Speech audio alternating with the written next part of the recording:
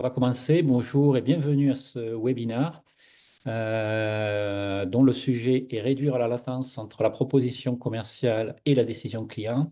Je suis Didier Fraisse, je suis consultant et également le dirigeant de Route to Business, qui est un cabinet et un organisme de formation qui accompagne les éditeurs de logiciels dans leur démarche marketing et vente. Donc j'ai voulu prendre ce sujet parce que dans mes interactions avec les commerciaux et éditeurs de logiciels, on a beaucoup de questions et beaucoup de remarques sur comment améliorer un peu ce temps entre l'émission de la proposition commerciale et le retour de notre client et faire en sorte que ce retour arrive parce que bien souvent il n'arrive pas. Donc voilà. Alors comme d'habitude, je vais vous faire mon exposé qui va durer 15 à 20 minutes et ensuite je répondrai à vos questions si toutefois vous en avez. Si vous avez des problèmes pour m'entendre ou pour voir mon écran que j'ai partagé, vous pouvez me mettre un petit message sur le chat ou l'onglet de questions-réponses. Alors on y va. Donc, en termes d'agenda, ce que j'ai prévu, c'est donc de revenir en termes d'introduction sur la complexité de la vente de logiciels. C'est important de prendre en compte cette complexité et d'être bien conscient que vendre un logiciel, c'est complexe. Ensuite, donc, on regardera le cycle, la durée du cycle de vente et les latences qu'il peut y avoir dans ce cycle de vente.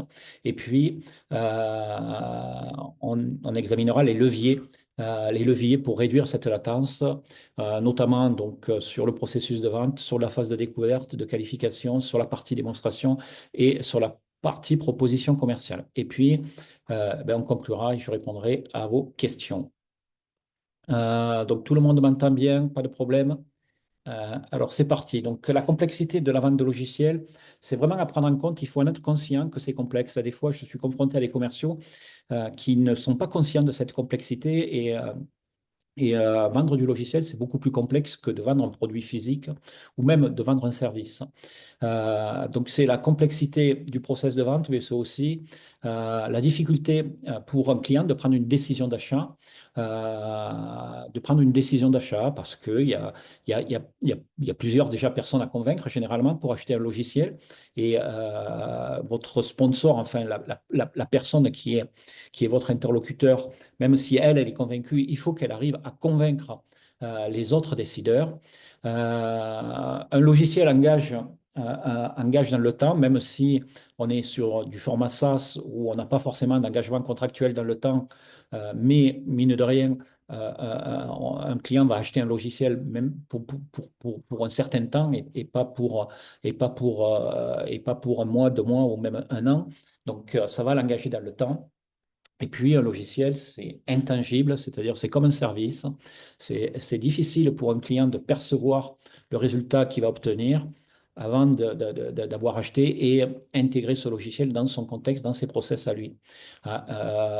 Donc, cette difficulté, cette intangibilité génère des risques perçus et ces risques rendent difficile et rendent complexe la vente. Et puis, il y a un côté surtout, souvent innovant sur un logiciel. Qu'est-ce que c'est qu'être innovant? Euh, c'est proposer quelque chose à quelqu'un qu'il n'a pas déjà, c'est-à-dire quelque chose de nouveau pour lui. Donc, c'est toujours, l'innovation, c'est toujours par rapport à la cible et c'est quasiment tout le temps où un logiciel a au moins une partie innovante parce qu'il propose une nouvelle façon de conduire un process. Voilà. Euh, on est peu innovant quand on est vraiment sur des marchés très matures où notre cible est déjà équipée de quelque chose d'assez similaire à ce que l'on fait. Voilà. Et donc, cette complexité et cette difficulté de prendre la décision d'achat a pour conséquence un cycle de vente long. Un cycle de vente long.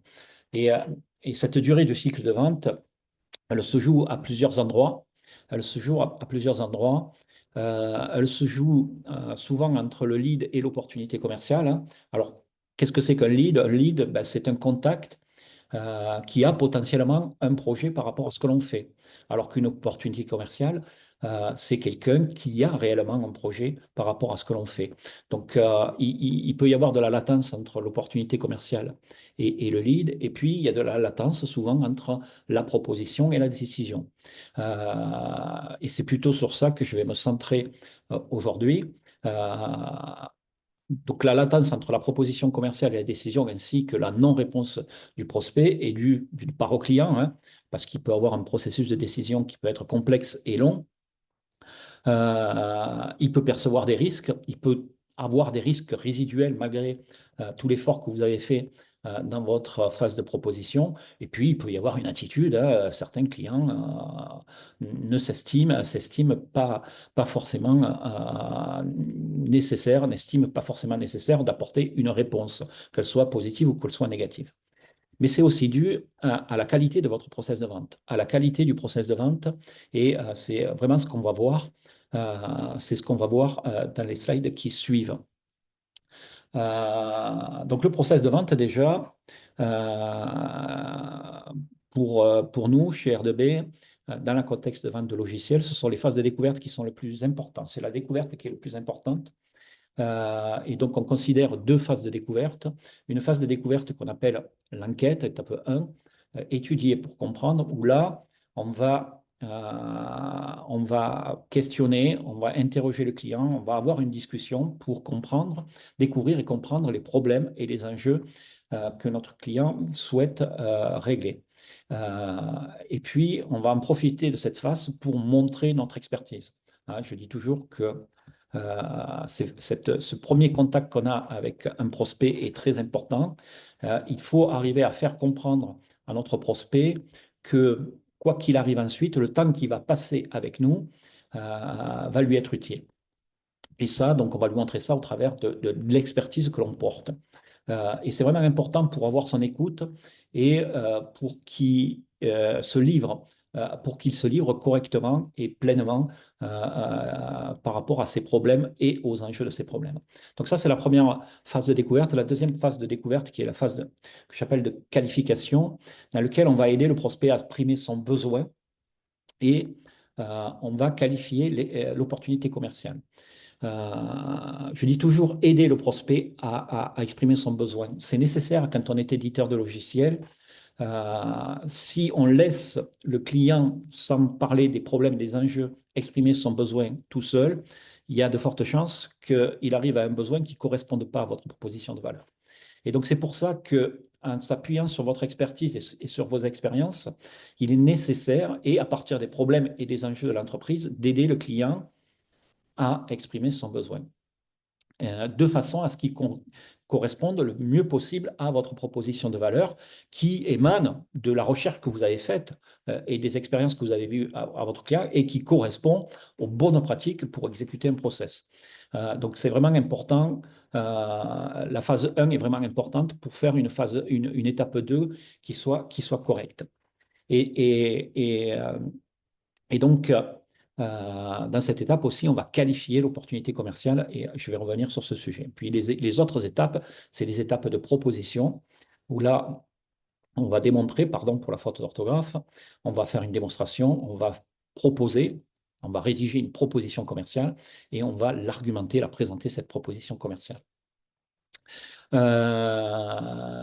Et puis l'étape 4, c'est l'étape de signature. Donc, cette latence entre la proposition commerciale, ce que je suis en train de dire, c'est qu'on va la réduire et on va encourager le client à nous apporter une réponse et à interagir avec nous dans cette phase-là par la qualité des phases précédentes, par l'effort qu'on va produire sur les phases précédentes, les étapes précédentes. Et c'est cette qualité de process de vente qui va encourager le client à nous répondre déjà et à interagir avec nous entre la proposition et l'engagement. Alors, comment on va faire ça? Donc, maintenant, on va voir un peu les leviers, les différents leviers. Déjà, sur la partie découverte, alors nous, on utilise la méthode SPIN pour faire la découverte. La méthode SPIN, c'est poser des questions sur la situation, c'est-à-dire le contexte du client, sa situation avant, interroger le client sur le problème ou les problèmes, c'est-à-dire explorer et comprendre les frustrations et difficultés à rencontrer, et ainsi que faire exprimer le client sur ce problème-là, l'implication qui correspond à l'enjeu, hein, comprendre l'impact et les conséquences du problème sur son activité, et puis le need to pay off, c'est-à-dire c'est là qu'on va faire visionner les améliorations apportées par notre solution et aussi qu'on va essayer de valoriser, de mettre un point sur valoriser et essayer de mettre une conséquence sur au cas où on ne fasse pas. Et donc cette découverte, ça se réfléchit, ça se prépare. La préparation est extrêmement importante. Elle doit s'appuyer sur un plan de découverte qu'on va construire à partir de la proposition unique de valeur de notre offre. Et dans cette phase-là, la pertinence des questions, et c'est pour ça qu'il faut les préparer, doivent contribuer à démontrer notre expertise et nos expériences. C'est vraiment important à ce stade-là de poser des questions extrêmement pertinentes et de mettre en perspective votre expertise et vos expériences. C'est-à-dire s'appuyer sur d'autres clients, etc., etc. Donc cette méthode SPIN permet d'identifier le problème et les enjeux, d'identifier vraiment les problèmes et les enjeux. Donc je vous conseille de l'utiliser. Derrière, il y a la qualification. La qualification, là, on utilise une autre méthode qu'on appelle la méthode MEDPIC, qui est une qualification complète spécialisée très adaptée à la vente complexe et qui définit l'ensemble des éléments qu'on doit aller chercher pour qualifier une opportunité commerciale. Dans MedPeak, c'est pour moi pas dans l'ordre, hein. Le premier, donc, c'est pain, c'est les problèmes rencontrés par votre prospect qu'on a vu déjà dans la méthode SPIN. Les métriques, l'impact économique, donc c'est les enjeux, ça. Donc on a vu également dans l'aspect, la méthode SPIN. Mais ensuite, les autres éléments, ben, c'est l'économic buyer qui aura le dernier mot sur l'achat de votre solution.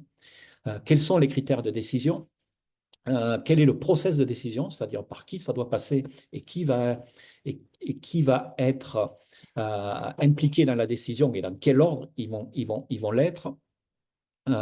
Process paper, ça c'est la partie négociation contractuelle, comment va se dérouler le processus de signature, de contractualisation et comment organiser les identifications. Alors, des fois, il n'y a pas besoin de travailler cet aspect-là.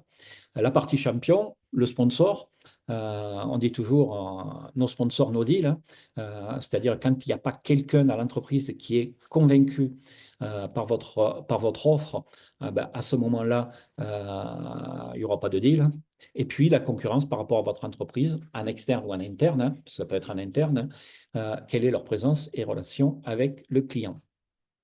Donc ça, c'est la méthode la plus complète de qualification d'une opportunité commerciale qui permet d'avoir une véritable vision sur la décision et comment cette décision va se faire. Voilà. Donc c'est vraiment important de travailler une opportunité commerciale sur cette méthode. Donc ça, je rappelle que ça se travaille et on doit avoir l'ensemble de ces éléments, à l'étape 2, c'est-à-dire à l'étape de qualification de notre opportunité commerciale. Ensuite, on passe à l'étape de proposition. La démonstration qui intervient dans cette phase de proposition, c'est-à-dire quand on maîtrise les problèmes et les enjeux du prospect et quand l'opportunité commerciale est qualifiée. Donc une démonstration, ça ne se fait pas avant. Ce n'est pas un outil d'aide à la vente pour qualifier une opportunité commerciale, hein. C'est pour démontrer la pertinence de notre solution, par rapport aux problèmes et enjeux de notre prospect. Donc on va se donner des objectifs. Il faut toujours se donner des objectifs pour cette démonstration. Montrer le fonctionnement, appuyer son argumentation et approuver ce qu'on dit, donner envie d'utiliser, convaincre l'expert sceptique, montrer l'ergonomie, etc., etc. Les scénarios de démonstration est adapté à chaque prospect. Plus la démonstration est rapide et mieux ça sent, hein. Donc, l'objet d'une démonstration, c'est de montrer comment on règle les problèmes. C'est-à-dire que dans une démonstration, il est absolument inutile de montrer des choses qui ne vont pas intervenir chez ce client, hein. Ce n'est pas une revue de l'ensemble des fonctionnalités de notre application, mais c'est montrer comment on résout les problèmes et les enjeux. dernier point et non le moindre, la proposition commerciale. La proposition commerciale, elle va refléter vraiment la qualité de votre processus de vente. Et c'est elle qui permet d'instaurer la confiance. Il faut savoir qu'une proposition commerciale va être parcourue par des personnes que vous avez probablement jamais rencontrées et qui prendront part à la décision. Hein. C'est-à-dire, et donc, si on a une proposition commerciale qui je caricature un peu, mais n'est qu'un devis en fait, hein, c'est-à-dire n'est qu'une proposition financière, euh, ces personnes que vous n'avez jamais rencontrées, avec qui vous n'avez pas eu d'interaction, ils ne vont pas comprendre quel problème ça règle, ils ne vont pas comprendre tout ça. Et donc, c'est pour ça qu'il va falloir l'étayer un peu, cette proposition commerciale. La proposition commerciale, dans un contexte de logiciel, elle propose une prestation, un projet, plus qu'un prix. Et l'accompagnement est plus important que la solution en elle-même dans la proposition commerciale. Pourquoi? Ben parce qu'il y a un risque important, généralement, qui est lié au changement nécessaire pour percevoir la valeur de votre logiciel. Et donc, l'accompagnement est extrêmement important. Donc, le contenu que nous, on propose pour une proposition commerciale, c'est d'entrer, de revenir sur le contexte, problème, enjeu et objectif de ce client, la proposition de valeur pour ce client avec l'expression du retour sur investissement, la méthodologie d'accompagnement à la mise en place, la proposition financière et tout ce qui est commun à toutes les propositions, ça relève de l'annexe ou des annexes, comme la présentation de l'entreprise, produits, des intervenants, les références clients, les CGV, etc., etc. Voilà. Et autre point, on n'envoie pas une proposition commerciale comme ça par mail à un client. On lui propose un rendez-vous pour la lui présenter. Hein. C'est-à-dire que dans notre dernier entretien de découverte, on va lui dire, j'ai maintenant tous les éléments pour vous produire une proposition commerciale. Je vous propose de prendre rendez-vous pour que je vous la présente. Pourquoi on fait ça?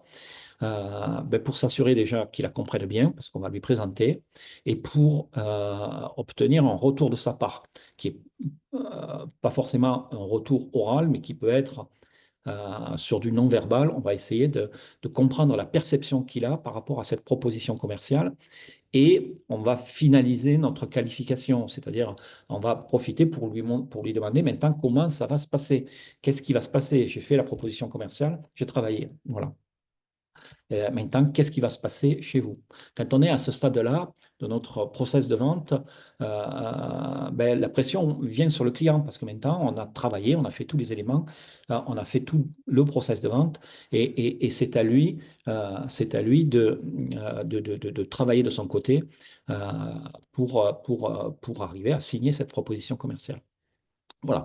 Donc, c'est très important de présenter par oral, que ce soit physiquement ou à distance, la proposition commerciale pour obtenir la perception et comprendre ce qui va se passer ensuite. Voilà. Et donc ça, c'est un élément vraiment important pour réduire cette latence et obtenir des éléments de réponse de la part de notre prospect.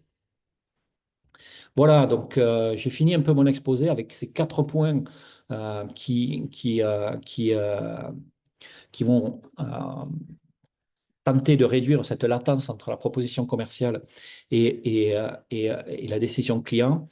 Ce qui est le plus important, c'est ce processus de vente, d'avoir ce processus de vente et de l'exécuter correctement en s'appuyant sur des outils de la vente. Première phase de découverte, le plan de découverte. Deuxième phase de qualification, la grille de qualification, la template de proposition commerciale, les scénarios de démonstration. C'est de s'appuyer vraiment sur des éléments pour se forcer à exécuter de façon correcte notre processus de vente. Donc, en conclusion, ben, acheter un logiciel est difficile, ça engage dans le temps, ça nécessite l'unanimité des personnes concernées, il y a des risques.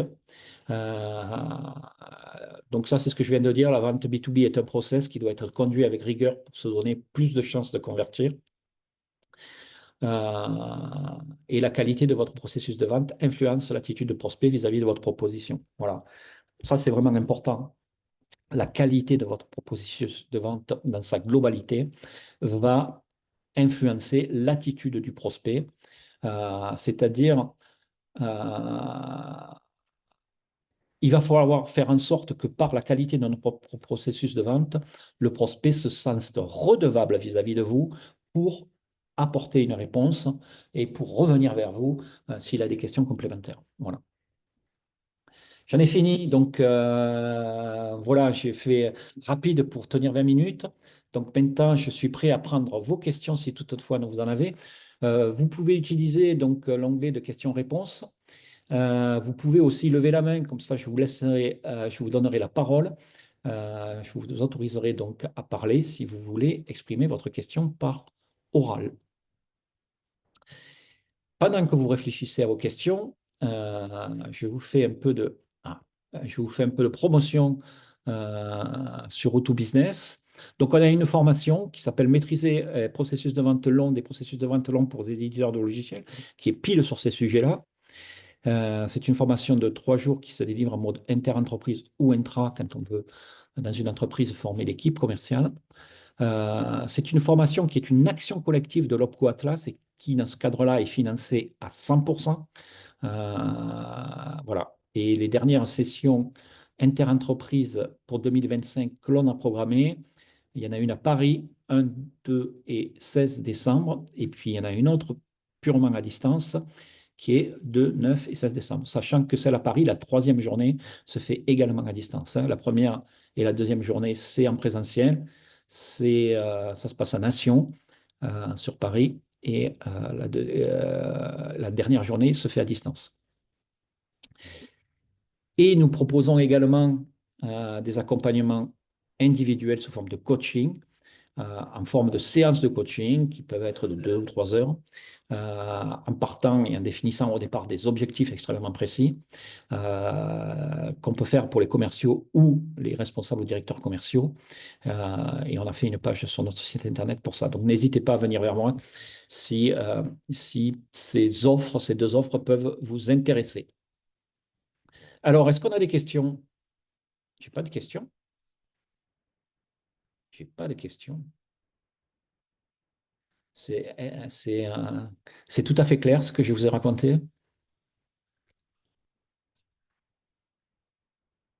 J'attends 1 minute pour voir s'il y a des questions. Ah, j'ai une question qui est arrivée. Bonjour, je travaille pour un logiciel de gestion des facturations et des interventions. Je suis chargé de compte. Nous proposons des phases de test pour nos prospects et souvent cette phase perturbe le client car il découvre seule l'interface. Même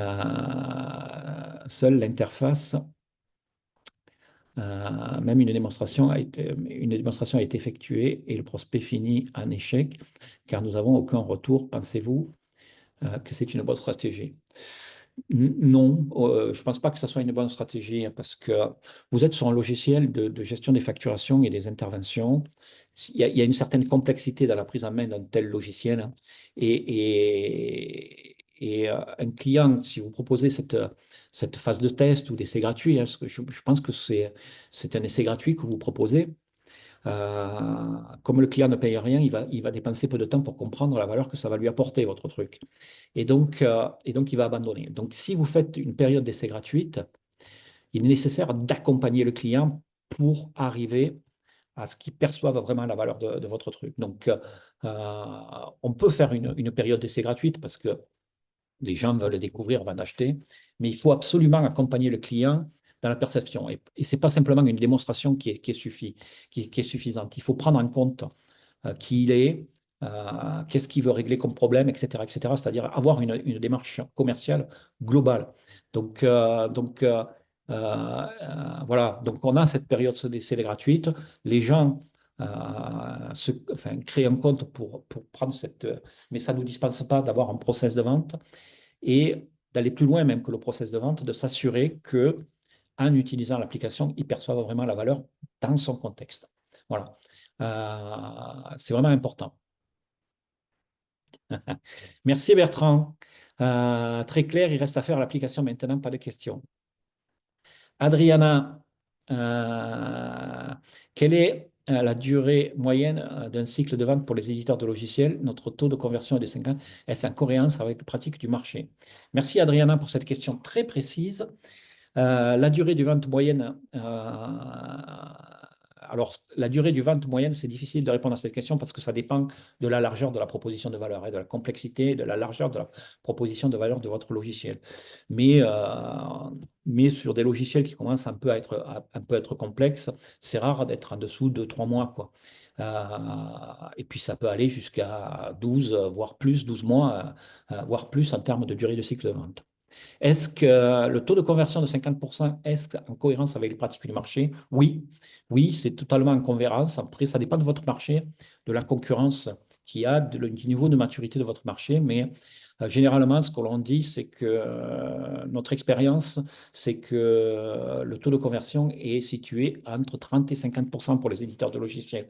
Donc 50%, on est très bien, quoi, hein. C'est-à-dire qu'on signe une proposition sur deux que l'on fait, hein. Mais donc c'est excellent, quoi, hein. C'est très très bien. Flavio, quelle longueur de texte à programmation? Personne, je n'étudie pas les propositions trop longues. Ça dépend aussi de votre proposition de valeur, hein. Ça peut être très court, hein. C'est-à-dire une proposition commerciale, ça peut se faire sur 3 pages, hein, si on a une proposition de valeur qui est précise. Donc ça peut être rapide, ça peut se faire sur 3 pages ou 4 pages. Encore une fois, l'accompagnement est plus important que le produit, hein, est plus important que le produit et que le prix. Donc pensez à ça et n'oubliez pas qu'une proposition commerciale va passer dans des mains de personnes à qui vous n'avez jamais parlé. Et donc, euh, et donc, euh, ils ont besoin quand même de comprendre ce que vous allez régler comme problème. Euh, j'ai une autre question. Est-ce facile de mettre en place la méthode MEDPIC chez un éditeur de logiciels déjà outillé avec un CRM? Comment la mettre en place? Oui, oui, c'est facile. Après, la méthode MEDPIC, il faut l'adapter à son contexte et à ce qu'on vend. Et toujours pareil, à la largeur de sa proposition de valeur. Par exemple, il y a des éditeurs de logiciels qui n'ont pas à faire cette partie de contractualisation, qui n'ont pas besoin sur la contractualisation. Donc, le P de Paper Process n'est pas utile. Et donc, un logiciel CRM, dans les opportunités commerciales ou les pistes, ça dépend de notre CRM, on va avoir possibilité de rajouter des champs pour justement porter MEDPIC et avoir MEDPIC à l'intérieur de son CRM. Donc, c'est pas forcément des champs qui sont existants dans la fiche opportunité commerciale piste, mais on va le rajouter parce que c'est paramétrable généralement. Donc, oui. Est-ce qu'un devis est considéré comme une proposition commerciale? Non, un devis, c'est simplement une proposition de prix, ce n'est pas une proposition commerciale. On aime envoyer très vite des devis. Oui, c'est vrai que j'ai beaucoup d'éditeurs de logiciels. euh, j'ai beaucoup d'éditeurs de logiciels qui envoient simplement des devis. Et souvent, le prospect disparaît comme il la reçoit, comme c'est dit par Adriana.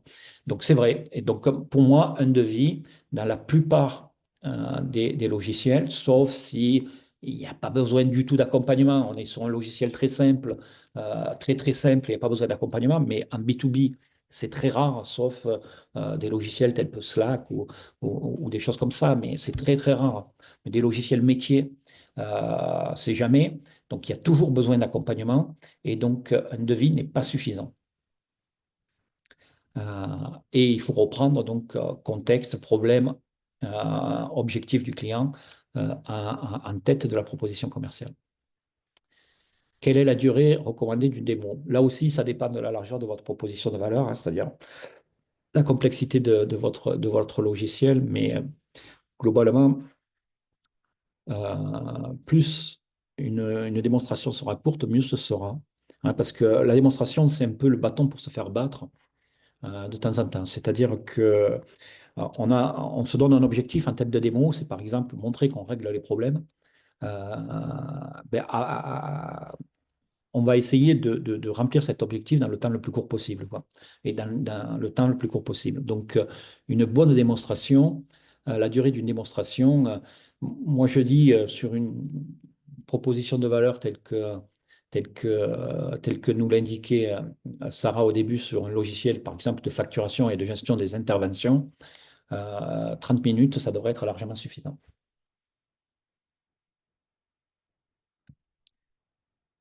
Est-ce que c'était ma dernière question?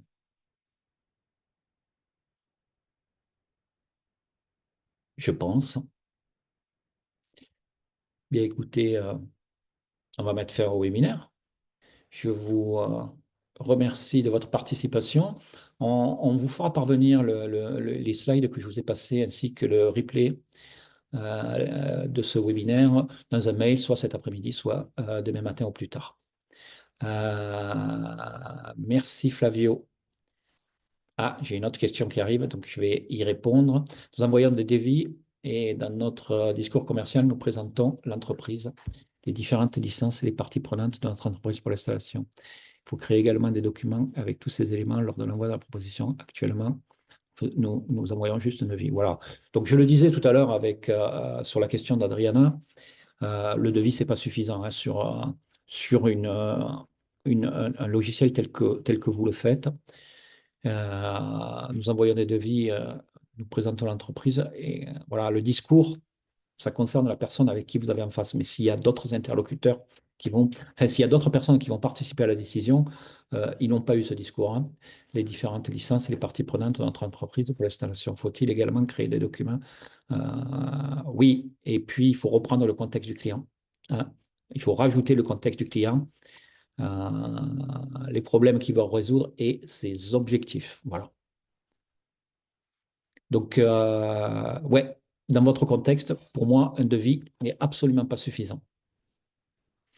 Après, regardez votre win ratio, hein, c'est-à-dire le nombre de devis que vous envoyez par rapport au nombre de signatures que vous avez. Et probablement, il doit être largement inférieur à 50%. Et donc, vous pouvez l'améliorer par un process de vente et une proposition commerciale un peu plus élaborée.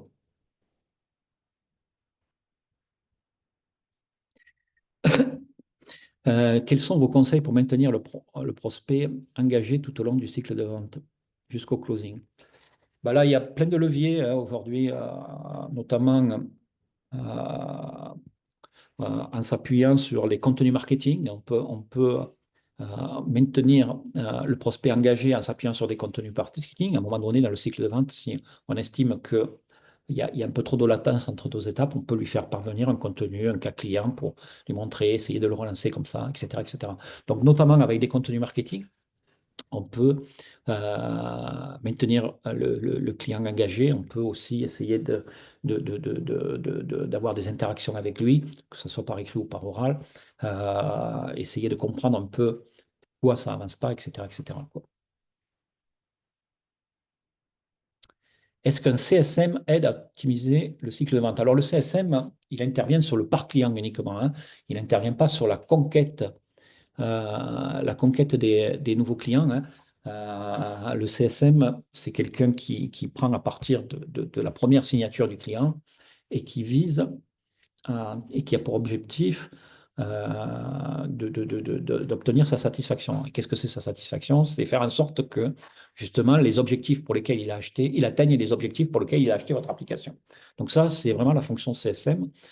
Et le CSM est en charge de vendre des upsells aussi, hein, ou d'identifier des opportunités d'upsell ou carrément de les vendre. Ça dépend des contextes, encore une fois. Mais, euh, mais, euh, et donc, il va optimiser le cycle de vente sur de l'upsell, sur le parc client, parce que il a établi une relation et donc il va être bien placé pour le maîtriser sur le parc client. Par contre, le CSM n'intervient pas sur la conquête de nouveaux clients. Merci, Adriana. Bon, mais je pense qu'on a fait le tour là, des questions. Écoutez, je vous souhaite bon appétit et je vous dis à bientôt pour un autre webinaire. Voilà, et puis bonne vente.